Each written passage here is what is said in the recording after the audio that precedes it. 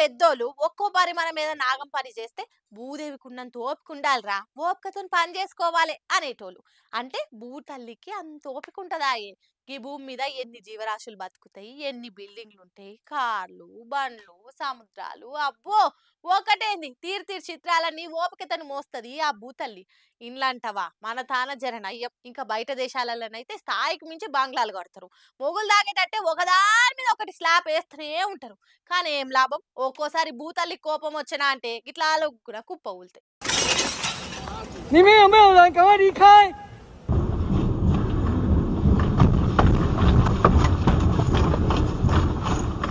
ఓ యమ్మని దుమ్మెట్లేగా వస్తుందో చూస్తురా. సుడిగాలు వచ్చిందేమో అనుకునేరు, కాదు కాదు భూమే వలిగింది. తైవాన్ లా ఈ భూకంపం ఈ 25 ఏళ్లల్లా ఇదే పెద్ద భూకంపం అట. ఒకదాని మీద ఒకటి పెద్ద పెద్దగా మొగులు కానేటట్టు కట్టిన బంగ్లాలు కండ్ల ముందే పేక మేడ లెక్క ఊలిపోయినాయి. ఇక పని మీద బయటకెళ్లినోళ్లకు, రోడ్ల మీద ఫ్లైఓవర్ల మీద ఉన్నోళ్ళకైతే పానమంతా గుటగుటమన్నది. కార్లు బండ్లు ఊగుడే ఊగుడు. అటు కదులుదామన్నా ఇటు పోదామన్నా ఎక్కడ ఓని పరిస్థితి. అసలు ఏమైతుందో కూడా అంతు చిక్కక వామో దేవుడా అంద దండం పెట్టుకురు.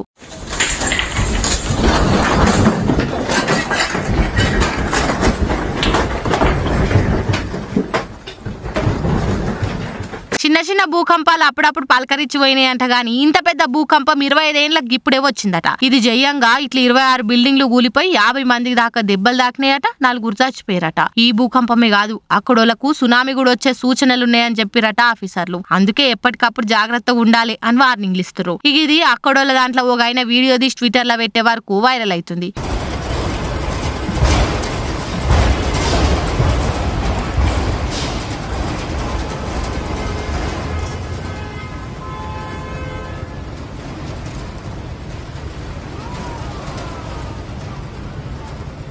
అయ్యో పాపం దేవుడా కాపాడు అని ఊగాలంటే అంతంత పెద్ద అంతరాలు మేడలు కట్టి ఏం ఫాయిదా. ఇట్లా ప్రకృతి కోపం వచ్చినా అంటే ఒక్క పారే మునిగిపోతాం. అందుకే ప్రకృతి విరుద్ధంగా ఏ పని చేయొద్దు అనుకుంటా ఇంకొందరు అనబట్టి. ఏదేమైనా గానీ జర పైలంగా ఉండాలబ్బా.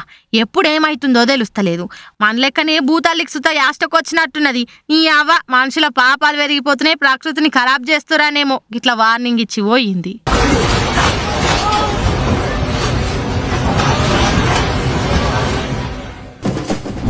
ఎంత పీకరున్నా, ఎంత తినకున్నా, ఎంత తాగుకున్నా గానీ నెలకో 1-2 కిలోలు తాగుడే కానా కష్టం. జిమ్ములు, యోగాలు, డైట్లు ఎన్ని తీర్ల తిప్పలు పడ్డా గానీ మా అంటే జరంత తగ్గుతారు. కానీ ఒక్కటే రోజుకి ఎవరైనా 4.5 కిలోలు తగ్గుతారా? కేజ్రీవాల్ సార్ తగ్గిండట, నమ్మరా? కావాలంటే చూడురి. ఢిల్లీ లిక్కర్ పాలసీ స్కామ్ కేసులా సీఎం కేజ్రీవాల్ అరెస్ట్ అయి తిహార్ జైలున్న ముచ్చట తెలిసిందే కదా. అయితే మోడీ సర్కార్ కావాలనే మా సార్ నిరికిస్తుంది, టార్గెట్ చేసి సతాయిస్తుంది అనుకుంటా ఆప్ అభిమానులు షీపూర్ పార్టీ కార్యకర్తలు నోర్నోయంగా చెప్పబట్టిరి. ఇప్పుడు వాళ్ళు చెప్తున్న కొత్త ముచ్చట ఏందంటే జైల్లో ఒక్క రోజులనే కేజ్రీవాల్ 4.5 కిలోల వజన్ దక్కి మొత్తం పీక్కబోయిండు. ఎట్లుండే మనిషిని ఎట్లా చేసిరు అనుకుంటా పోస్ట్ల పోట్లు వడుస్తున్నారు. మీదికెళ్ళి ఆయనకు షుగర్ కూడా ఉంది, షుగర్ లెవెల్స్ కూడా పడిపోయి కింద మీద అవుతుండు అని చెప్పుకొస్తున్నారు. కానీ జైలు ఆఫీసర్లేమో అవన్నిటిని కొట్టివారేసి కోనెట్లు ఇసిరేస్తారు. కేజ్రీవాల్ మస్తు ఆరోగ్యంగా ఉండు, జైలు డాక్టర్ ఎప్పటికప్పుడు టెస్టులు చేసుకుంటా మంచిగా చూసుకుంటారు. షుగర్ కు కూడా మందులు టైంకి ఇస్తున్నారు. ఇవే కాకుండా ఇంటికెళ్లి భోజనం తెప్పించుకునే తందుకు పర్మిషన్ కూడా ఇచ్చినాం. ఇన్ని తీర్ల మంచిగా చూసుకుంటుంటే బరువు తగ్గిండు బాలేడు అనుకుంటా బద్నాం చేసుడు కరెక్ట్ కాదు. జైలుకు వచ్చినప్పుడు 55 కిలోల బరువు ఉండే, ఇప్పుడు కూడా గంతే ఉన్నాడు అని లెక్కలతో సహా చెప్పుకొస్తారు. ఇంకో దిక్కు కోర్టు ఈ నెల 15 తారీఖు దాకా రిమాండ్ పెట్టింది. అప్పటిదాకా ఆయన తిహార్ జైలునే ఉండాలి. మరి ఆ రోజు వరకు ఆప్ కార్యకర్తలు ఇంకెన్ని ముచ్చట్లు ముంగటేసుకుంటారో, అభిమానులు ఇంకేం తాగమైతారో చూడాలి.